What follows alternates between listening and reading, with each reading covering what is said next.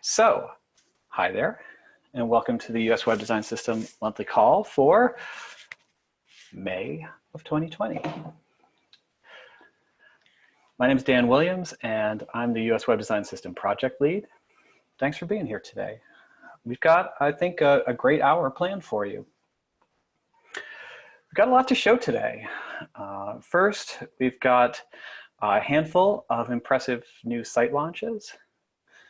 And then we're going to spend the rest of the hour digging into USWDS 2.7.0 and the new features, functionality, and guidance we're introducing in this release. You know, shockingly enough, the components we've released in 2.7.0 are our first major new components since before we released USWDS 1.0 in February of 2017. In my script, I have a thing that says now, pause for gasps. So you can feel free to gasp at that. What we'll show off today is just the start of a major new group of functional improvements to the design system we'll be releasing over the course of 2020. But today, we'll be demoing card, button group, character count, combo box, and some data visualizations guidance, as well as taking a look at the USWDS assets for designers in Sketch and Adobe XD. I've invited a number of members of our team to help us through these demos and perhaps to share the burden of appeasing the demo gods who were not appeased the last time I tried to do a demo here. So we should also have time for questions and answers at the end of the hour. And I may as well just get on with the show. Now, it's worth mentioning that today, the third Thursday in May, is Global Accessibility Awareness Day. If you're on social media like Twitter, I hope you've already heard about this. In 2019, there were over 14 billion sessions and 38 billion page views on federal websites. You know, accessibility awareness isn't just a nice thing to have. It's a critical element of addressing the needs of the American public on the order of millions and billions of interactions a year. And this is why the first of our design principles is embrace accessibility. Accessibility isn't a niche. It affects everybody. We have to be building it into every decision. And we really work to embrace accessibility every day, but especially today, I hope we can highlight some of what USWDS does to make accessibility part of our decision-making and part of who we are. Now, recent site launches. First, we've got what I remember from being a teenager, the Selective Service System at SSS.gov. And USDA's SciNet Scientific Computing Initiative at scinet.usda.gov. And the new Civil Rights Violation Reporting Form from the Department of Justice at civilrights.justice.gov. And the September 11th Victim Compensation Fund at vcf.gov. Great work here, and congratulations to all the teams responsible for these sites. Like, it really is great to see them, and it really makes us proud. Next up, product updates. As I mentioned at the top, last week we released USWDS 2.7.0. And it fixes a few bugs, notably a color token bug where 3 of the Indigo Cool Vivid tokens had their values swapped. That was too bad, but that is fixed now. And I think we are 100% rock solid on color tokens right now, and everything is just where it needs to be. And we fixed a bunch of little display bugs, including that annoying one where the size of the underline changed when you hovered over the "Here's how you know" link in the Gov banner. I don't know if that rings a bell for you, but I, for one, am very happy that it's gone. And notably, we updated our numeric field guidance. We've changed the markup of the input from input type equals number to input type equals text, input mode equals numeric, pattern equals this string. This is a regular expression that means any number of digits from 0 to 9. And we're following the lead of the UK's GDS design system team here. They've uncovered numerous issues with input type equals number in their design system documentation and on their blog. We're posting the links here in the chat. The arguments from GDS really are thorough, compelling, and well documented. First, type equals number has accessibility issues. This is both with Dragon Naturally Speaking dictation and the NVDA screen reader for Windows. Both have issues parsing and processing input with input type equals number. Second, the web and Android versions of Chrome, at least some versions, they silently discard all letter input in a number input except the letter E. This, I guess maybe it's ironic that it's the non-silent E. But this means that users are not given feedback on what type of characters input type equals number accepts, and assistive technologies don't alert the user that their input's been silently discarded. Third, looks like I didn't do them in the right order on this slide, haha. Third, multiple browsers make it easy to inadvertently increment or decrement numbers with scrolling, swiping, or the keyboard, and I know that I've done this before. And also, many browsers also provide confusing and unwanted auto-formatting that can break large numbers like a credit card number or passport number by displaying them in something very useful like exponential format or with added commas or something like automatic rounding. So there are lots of things that browsers do with input type equals number that result in a degraded user experience across the board for many types of input that involve numbers. So the solution, with a text type, an input mode to bring up the proper keyboard on mobile devices, and a pattern to validate, has sufficient browser support on mobile devices and on desktop to make it a clear improvement over number. And we recommend that you update your numeric fields to follow this guidance. Now, we'll move on to some more of what of the components that we've releasing in USWDS 2.7.0. And this is the first of the components we'd like to show you today. Card, a component that contains content and actions about a single subject. The card component was one of our most requested features, as well as one of the most common components in other design systems. And I'm really pleased to be able to finally have a USA card in our design system. And it's nice to be able to, nice to be ready to show it off to you. And to do so, I'd like to introduce James Mejia, a contractor on the USWDS core team. And James will show you a bit about how our card is built, how you can use it in your projects, how you can use card modifiers and utility classes to adapt it to your needs. James. Hi, everyone. Let me just share my screen.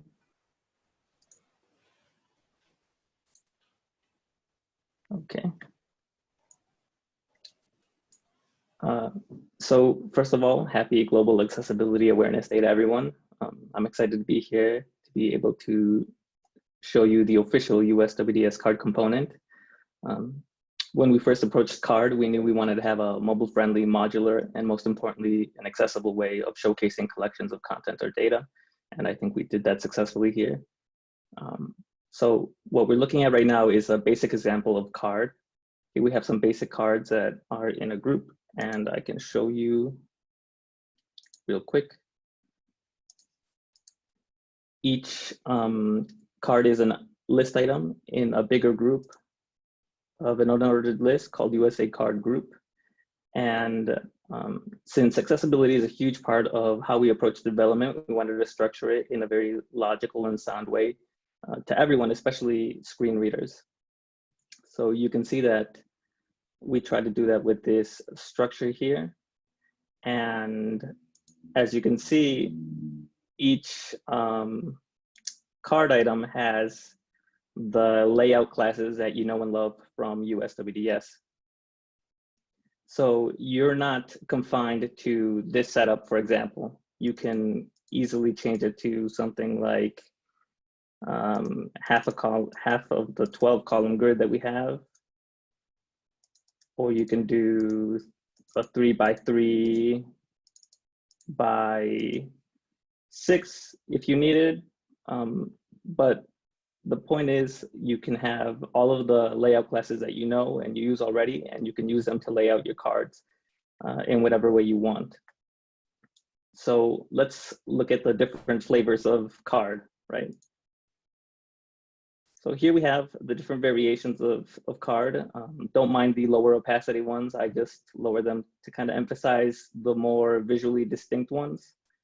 We have the basic card that we saw a little while ago, and we have a card with media, in this case an image. And then we have at the bottom a flag pattern type layout. And in desktop, you'll see that they're all pretty distinct visually. But if I go to maybe like a, if I go to a mobile view, you'll see that all of the cards are pretty like normal. It's what you would expect. And this is because we took a mobile first approach in designing and creating these cards. So let's look at the actual structure of a card. Like I mentioned before, a card is part of a list item of a bigger group called USA Card Group. And inside there's a container which contains the content, and it helps us like normalize the spacing between card components.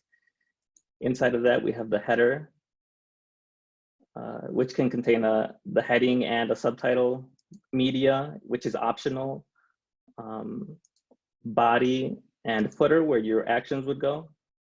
Now, right now, it looks like, as you can see from the structure, you'll see that the media is right after the header. And going back to what I mentioned about accessibility and screen readers, we felt that this way we provide enough context for the user to decide whether or not they want to actually dive in or just continue. So by the magic of USWDS and Flexbox, we can have the media be after the header, but then visually we have it right where you would expect. And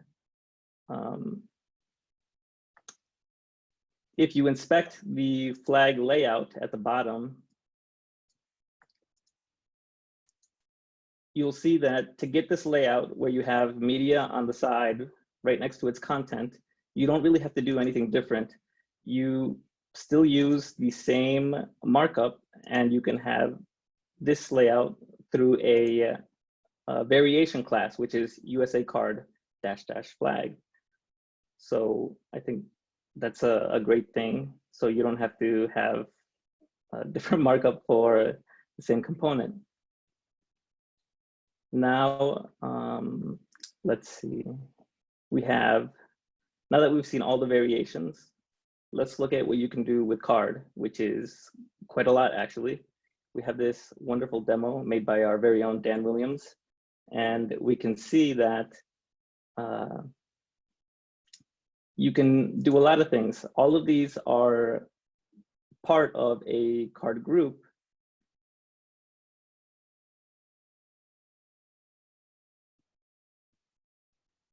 And you'll see how visually different they are. Sometimes the header is first, sometimes it's second.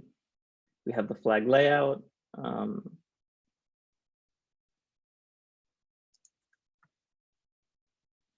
And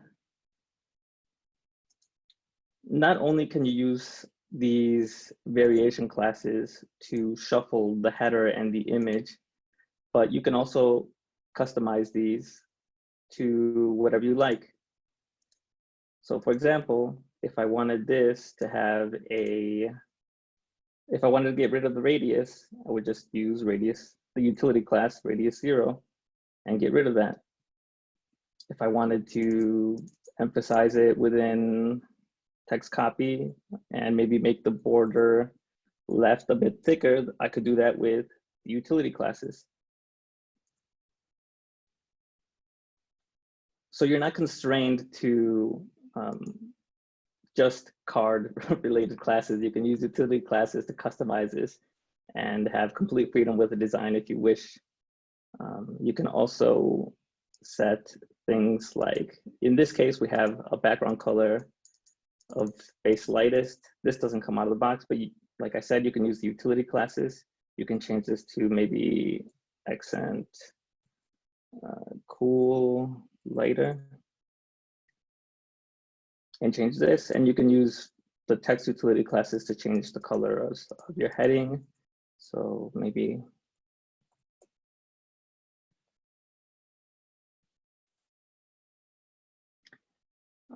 so you get the point. You can use utility classes to change the look and feel of these cards and customize them however you like. Just please keep accessibility in mind.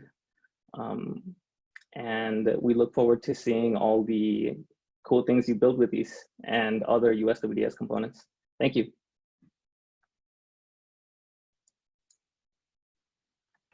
Great. Thank you, James. You can find our card component at designsystem.digital.gov/component/card. This is where you can find the guidance and code for the card component. You know, when do you use a card? You use card for collections of related content. You know, when you need to present a collection of related groups of content like articles, contributors or bios, sections of a website. You use a card when you want individual items in a collection, when each of them could really benefit from special distinction. And when do you want to consider something else? You know, when you're tabular data, you know, use a table, simple calls to action, you know, use a button, standalone content, you know, use custom styling. If you have sequential continuous text, keep it simple in a regular text flow. I encourage you to check out the docs for card. There's a lot that teams can do with it. And I hope to see them on sites in the future. Next, button group, a way to collect similar or related actions. Button group and other form-related components that we'll see later are part of a larger package of advanced forms components that we're developing through a partnership with GSA's 10X program. And we'll see some of that work today, and we'll be releasing more in the next design system releases. So more to come with that. So to walk us through button group, I'd like to introduce Jared Cunha, a contractor with the 10X Advanced Forms team. And you can take it away, Jared. All right. Thank you, Dan. And hello, everyone. My name is Jared Cunha, and I'm excited to share with you some of the work that we've been doing on advanced form controls through 10X. The button group component can be used when you need to organize similar or related actions. This component comprises of two variants. There is a default button group and a segmented button group. I'd like to share some hypothetical examples of how these components can be used. So I am going to share my screen real quick. So what we are looking at here is a sample of a multi-part form where the user has the option to either continue filling out the form or save their progress in exit to finish later. On larger screens, the buttons appear next to each other, but on a mobile device, the buttons will stack on top of each other. But let's say that you want the buttons justified at the edges of the form here. The default button group, it uses Flexbox, much like the card component that James had created. And you could use the design system's utility classes in order to make adjustments to the layout. So, for example, we could go over here and add the Flex Justify utility to space out these buttons. Now, perhaps you might want the progressive or forward action part of this form to be on the right-hand side of the page. You can also use the order utility. Now I'm going to add the mobile prefix here, the large mobile. So now we've switched the order of those buttons. And the reason that I've added the mobile prefix for large mobile devices is because this will keep the continue button, the primary button, on top of the stack at the bottom of the page. So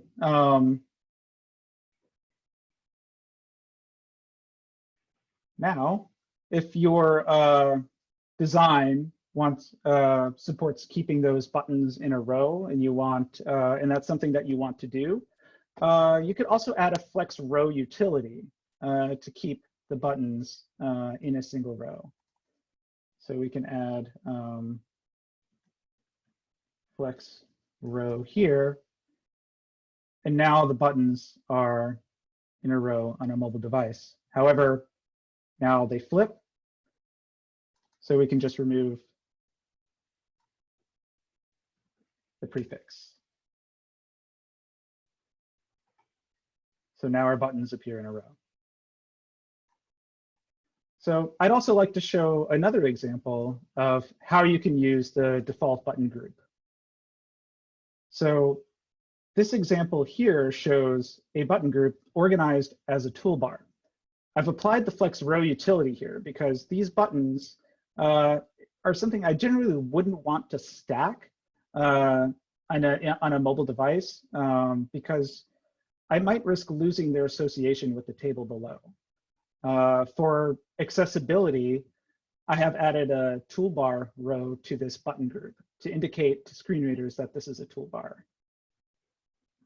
So those are two potential uses of the default button group. And now I would like to show the segmented button group. So this example here is how I might use the segmented button group to toggle between views of calendar events. The segmented styling presents this component as a single element.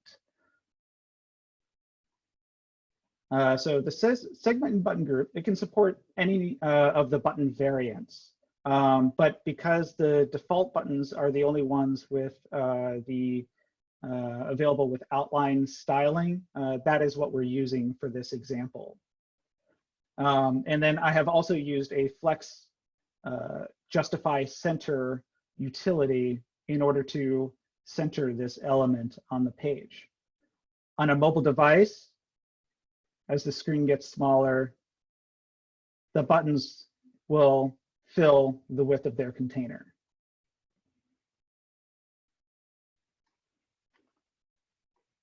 So just generally, when using this, this variant, you want to be aware of the mobile experience because these buttons do not stack. So you might want to limit it to around 3 options. The behavior of this control is also not included in the design system. That is something that we felt would need to be built in your application. And the reason for that is we felt it might impose some restrictions on how you might want to implement this component yourself. But we're always open to feedback from the community, and we are going to work hard to ensure that the US web design system continues to support your efforts to provide the best experience for the end user. And that is the button group. So back over to you, Dan. Thanks, Jared. Love a good button group. So, you know, as Jared kind of mentioned as he was talking about button group, when to use a default button group? If you have actions that have a contextual relationship. For example, default button group can be used when a form has both primary and an alternative action. Or if you're stepping through linear content, buttons in a button group can be used for directional navigation and actions like back, next, continue, skip, cancel, those kinds of actions. And when should you consider something else? Well, if you have actions that are not related, or if you're mixing destructive and non-destructive actions, be careful with this. It can lead to input mistakes. or if you're just linking out to content. Buttons and button groups should not be used when text links would be simpler and more contextually appropriate. And when to use a segmented button group? Categorically related controls. For example, as Jared showed, like segmented buttons can be used as a switch between different filters or views. And when should you consider something else? If there's no clear relationship between the buttons, or if there are more than three. Particularly with the segmented button, be mindful of how a long list of buttons might appear on small screens. An alternative type of control might be more suitable. Next, we will look at character count. Character count helps users know how much text they can enter when there's a limit on the number of characters. And we'll also look at combo box. Combo box helps users select an item from a large list of options. And to walk us through these two components, I'd like to introduce William Bagayoko, contractor with the 10X Advanced Forms team. William. How's it going? It's going awesome. How are you? Good. So my name is William Bagayoko. I'm on the Advanced Forms team. And I'm going to walk you through the character count and combo box that have just landed in 2.7.0. So I have a form that allows you to choose a government agency and send a short thanks message. And this list, which was populated from USA.gov, has about 800 items in it. So in order to sort of navigate this list, it's going to take a significant amount of effort for the user. And underneath this, we have a message box, text area. At this point, we've made it probably shorter than you would probably want to implement at 20 characters so that they can send a short thanks message alongside or to the agency that they chose. Now, right now, this view actually doesn't have JavaScript enabled. So this is what the view would be if for some reason JavaScript didn't load on the page. And obviously this is already possible with USWDS. So we can add a message and at this point, we just truncate the number of characters. They don't get any feedback on what they've entered, and they can select a agency and attempt to submit. So at this point, as I refresh the page, there's JavaScript enabled, so you can see the form results of what was sent, and this is generally what we would expect to have happen. So now we're going to show the enhanced version with JavaScript enabled to allow a user to navigate the list a little bit more easily, to say they have a general idea of what organization or agency they were looking for. So first and foremost, they're able to sort of navigate by keyboard, which is what you would expect. They can select using the keyboard, which is all core accessibility functionality we want to have with these components. And to say that you knew a snippet of the name of the agency, you could search directly in with the combo box and filter down to that specific item. So at this point, we're going to select NASA and then go to the character count or the message component. So in terms of the message that you write at this point, we'll actually get feedback, based off of the number of characters remaining. This will count down for the, okay. So at this point, they'll see that they have 14 characters over the limit. And if they were to try to send the message, they're actually going to get validation. So there's native form validation built in. So you wouldn't need to add anything else, but they are allowed at this point to go over the character limit and then at some point pare down their response. So we'll pare that down that's about all they can get at this point. And once all of the, since all of the forms are valid, they're going to be able to submit and send the message to NASA, thanks for the moon. So in terms of accessibility, at the point in time where they open this, the combo box, they're going to get an announcement of the number of agencies that are in the list. And then as they shrink it down by querying, they're just going to get an updated message announced in terms of the number of items remaining. And then they'll also get an announcement of what specific item they're currently on. And as they were typing, there would also be another announcement in terms of the number of characters remaining, so that the user was informed if they only had 14 characters left. So in terms of the core functionality, we hope that's a pretty good default, but we're also going to have a couple more enhancements coming up. We've already received a lot of great feedback on the combo box in the public Slack, so we hope that that keeps coming, and we'll be looking to improve these components in the future and obviously add more. That would be sort of a demo of the character count and combo box. Great. Thanks for showing that to us, William. Now, that was character count and combo box, and you can find both character count and combo box guidance and code at designsystem.digitalgov/components/form controls. So when might you use character count? When brevity is desired. And worth noting that this will likely increase the amount of time it takes users to submit the form, because editing requires thinking. And if there's a legal requirement where something has to be under a specific number of characters for a legal reason. When should you consider something else? Backend limitations.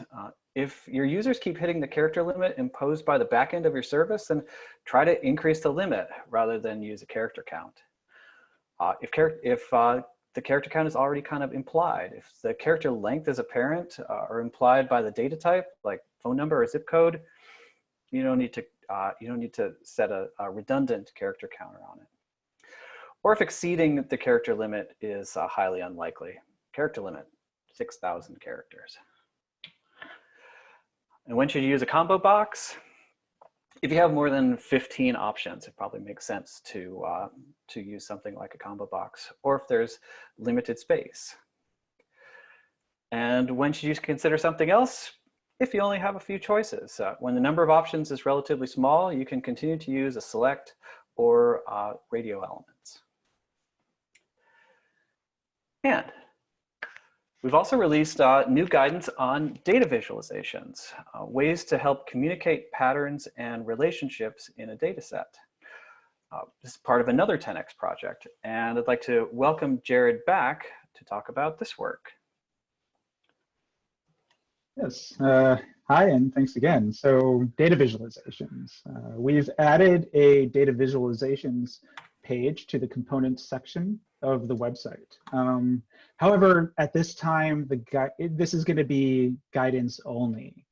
So given the unique challenges inherent to data visualizations, especially around accessibility and how important it is as a tool for communicating complex sets of information, we felt that it was important to add this content to start a conversation about how to improve the way data is presented on government websites.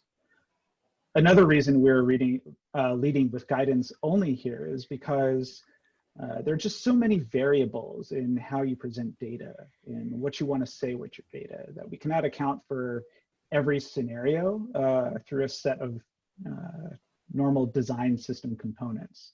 So for instance, how much are you presenting? How many data points are you showing?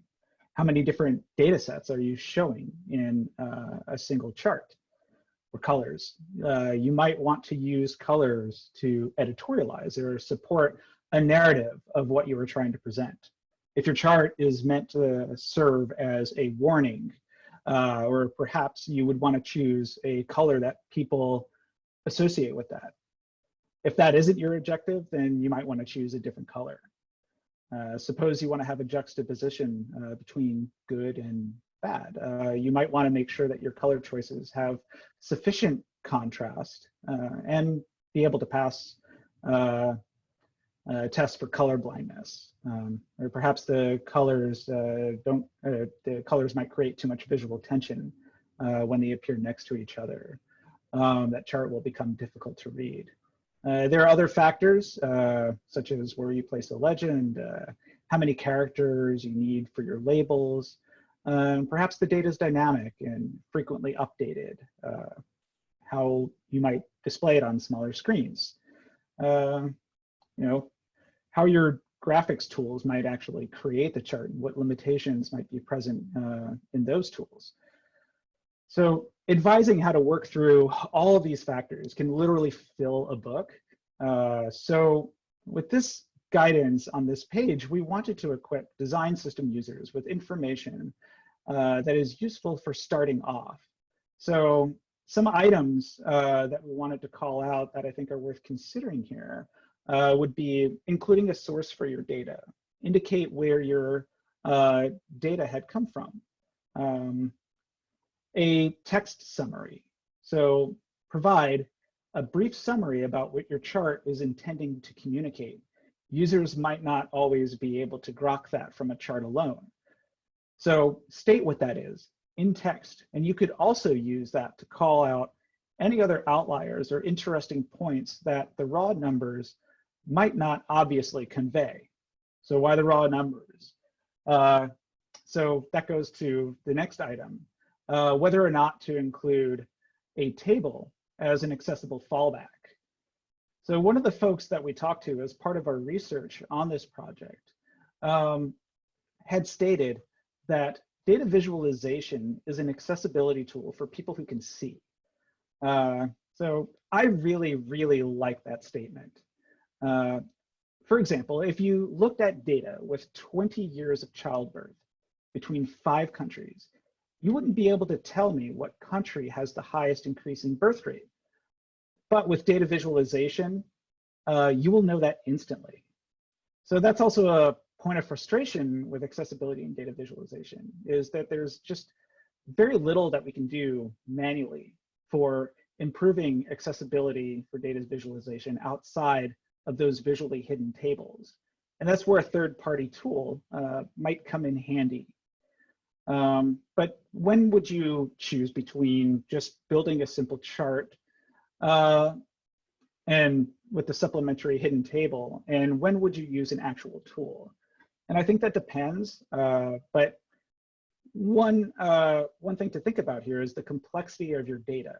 That should be a key factor in making that decision. So if you go back to the table, and if you used a table instead of a chart, can you easily understand what is presented to you as you would a chart? If not, consider a tool, but then which tool to use. If you're going to use a third-party tool, you definitely want to get one that supports accessibility. So how might it do that? Does it offer different colors, textures, or shapes? You know, just other visual indicators that help differentiate between your data sets. You might also want to look into a sonification feature. If you're unfamiliar with sonification, it is an audible frequency with changes in pitch to indicate different data points. Also, you might also want to look into whether or not there's tools support keyboard controls that might allow non-visual users to explore the data sets in different ways. We put a lot of resources on this page, along with some simple static chart examples. Those static chart examples do include screen reader friendly tables. There's also a brief explanation of how each of these charts represents the principles that we've put on the page. So definitely check this out. And with that, that is the work we've done on data visualizations. And I'll give it back to you, Dan. Great, thank you, Jared. I think we really feel like data visualizations is a is the beginning of a sort of long process and a long conversation in understanding data viz and understanding how we can best provide good data viz guidance and solutions with the web design system. So I look forward to how our data visualizations guidance and support can grow and increase in the future. And you can find all of our current data visualization guidance at designsystem.digital.gov/components/data visualizations. And finally, USWDS for Designers is available now. We've been updating it over the last few releases, and we have design assets in both Sketch and Adobe XD. These are assets to facilitate prototyping and design phase work for people who do not work in code.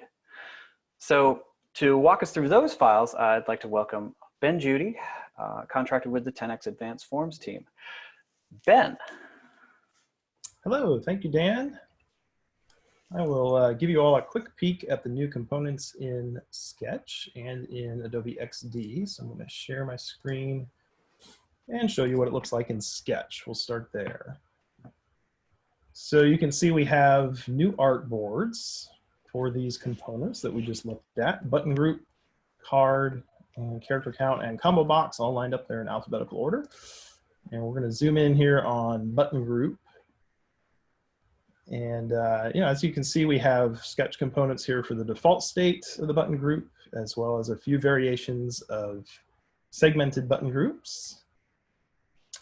And it's very easy to just select these, just kind of grab and go, right? You can grab one, copy it, and then you could paste it into your own mockups or prototypes. And let's just say we wanted to insert that into your mockup. You could do that, and you can change the labels on these buttons, and off you go. And if you wanted to add a new button to the group as well, that's pretty straightforward. So over in the layers panel, you can see this group has individual components for the left, center, and right. And you could just sort of duplicate the center button, take that and the right button, move it over. And you could then use the text overrides panel to change the label on that new button. Let's say we wanted to call this driving, and then you would just sort of line it up, make it pixel perfect, and easy peasy. So we have button groups. We also have an artboard with card components. And I won't take time to fully demonstrate all of this, but these are great starting points for adding standard cards and media cards and flag cards to your Sketch mockups. And then we also have those character count component for text inputs and for text areas, and variations with and without hint text in the label above the fields. And then we also have that combo box. And includes also a Sketch component that shows the drop-down open, so you can see those first few options that can be selected by the user. Again, super easy to change the labels here. You would just click in and use this text overrides and change it to whatever you wanted it to be. There's also a few new little UI elements here, such as the scroll bar. That's a new component we made in Sketch that may be useful to you beyond just using it within the combo box component.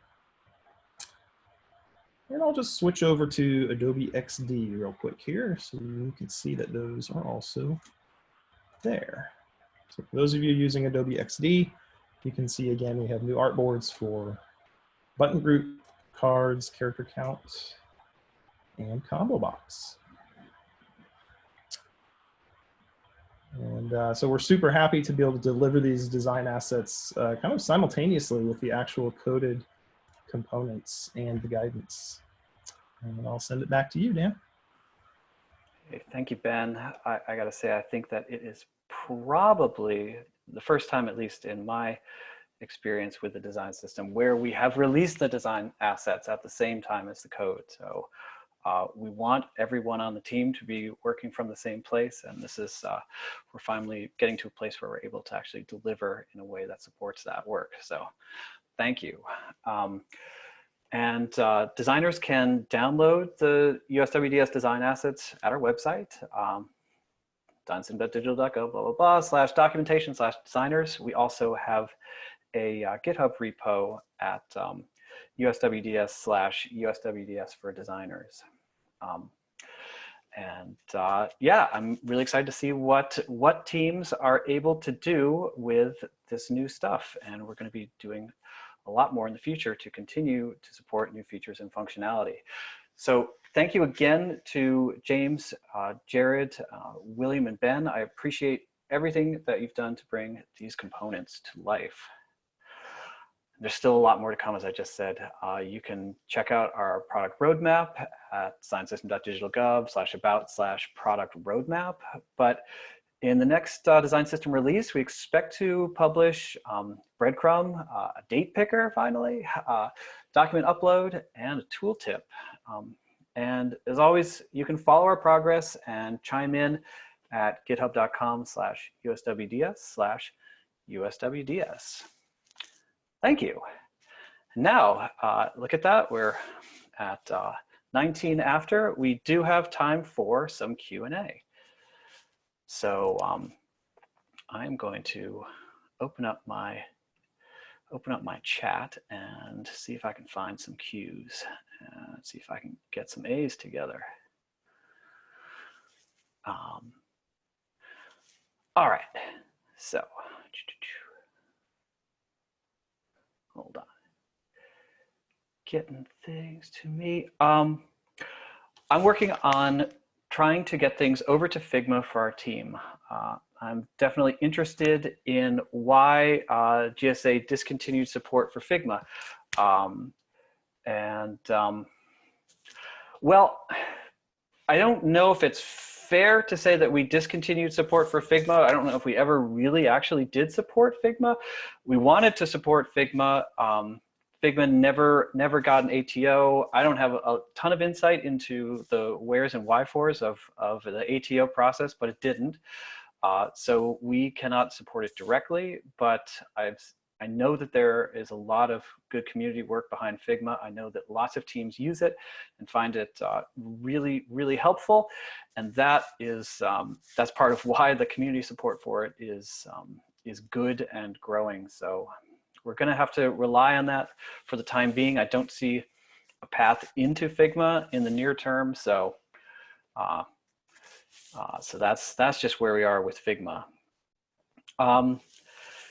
Is there any plan to add multi-select to the combo box? I will say right now that there isn't any current short-term plan to add multi-select to the combo box, but that's definitely a very valid feature request. And I don't know if someone like William has any thoughts on multi-select and the combo box, but I know that it's useful. I don't see it coming super soon though.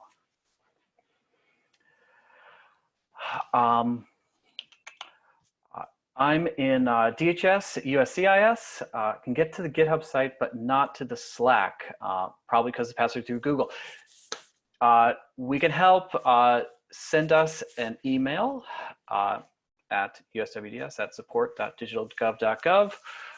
We can get you into the Slack if the Google form is a limitation.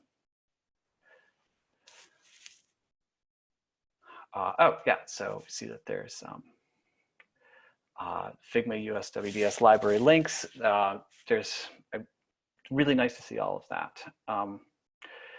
Let's see, any reason you don't include the design files within the component page, just as you do for guidance? I think that's a good suggestion. I think we're trying to get more onto the we're trying to get more onto the component pages, and I think it's very reasonable to begin to provide a link to the design assets from any individual component page. I think that's a great, idea.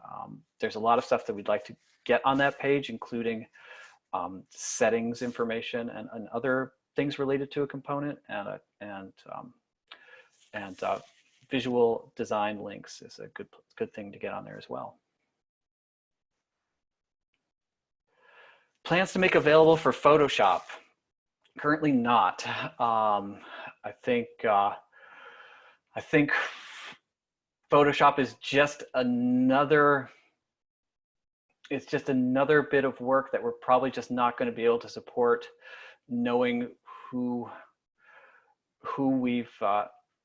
using this.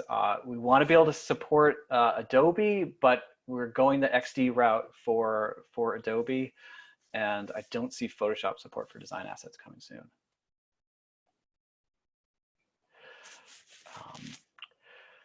Interested if there's a base or standard type scale that's the default. On the USWDS site, there's no mention I found of a default scale. So we have a lot that's available in type scale that you can find on the design system site via design tokens. The design tokens for type scale pages will tell a lot about the type scale options that we provide.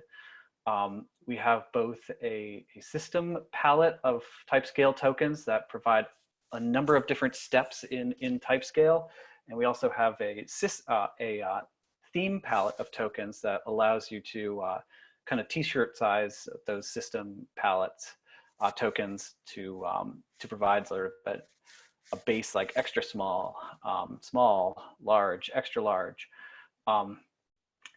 So we do have a default set of t-shirt size theme tokens for type scale, and those are all modifiable through settings. So check out the design tokens section of the website and look for type and type scale, and I think you'll find the information you're looking for.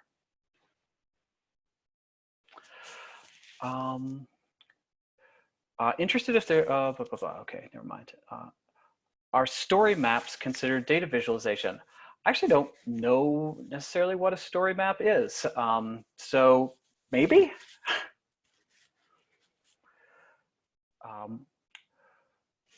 So today's my first time attending one of these meetings. What are good ways for new people to get involved with helping maintain the design system outside of GitHub? Well, I would say that actually doing things like code contribution is very difficult outside of the mechanism of GitHub.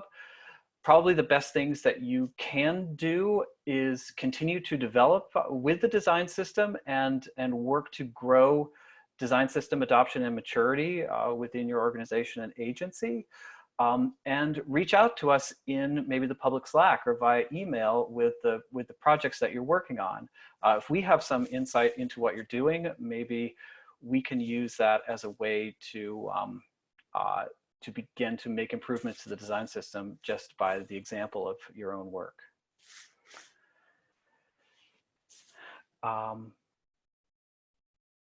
Let's see. How do you strike the right balance between ensuring that the components aren't design opinionated? Would it be possible to add a utility class or similar that would unset all design treatments such as colors, etc., to save devs from having to override them? Yeah. I mean, I think that's a good and sort of complex question about balance. We are definitely a design system with an opinion, but we also want as much as possible to support customization and to support being able to make the necessary modifications to the design system to support your own product. And I think we've considered at a time like, having, minimum a viable design system where, it's just pure sandbox and you can add whatever to it. But I think we are trying to provide that balance point of a certain sort of continuity between design system projects and flexibility. And I think if you're finding that with the work you're trying to do, you're making consistent, dramatic overrides, it's something maybe to reach out to us about. Like maybe the component isn't doing what you need it to do, or maybe you're trying to do too much. It's hard. We are trying to communicate an idea of continuity, but you're right. It's a balance.